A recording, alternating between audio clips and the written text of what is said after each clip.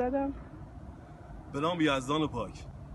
ما امروز اومدیم در دامنه شیوشکان و این کوهی که سمت مغرب اونجا قرار داده به نام قلعه دختر و ما در قلعه دختر در دروازه جنوبیش قرار داریم که در این محلی هم که اینجا وجود داره یه محلی بوده برای نواختن موسیقی بوده.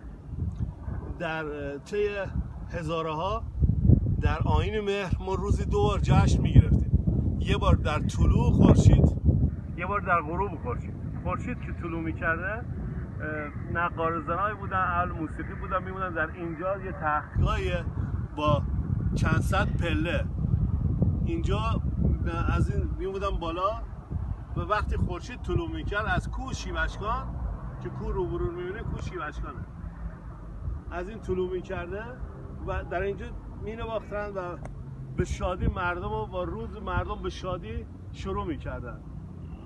همچنین در غروب خورشید، رو به سمت غروب خورشید که در پشت سر من هست، در اینجا باز مینواختن که مردم باز به شب با شادی و جشن و به حساب با شادباش به شب دعوت میکردن که برای استراحت.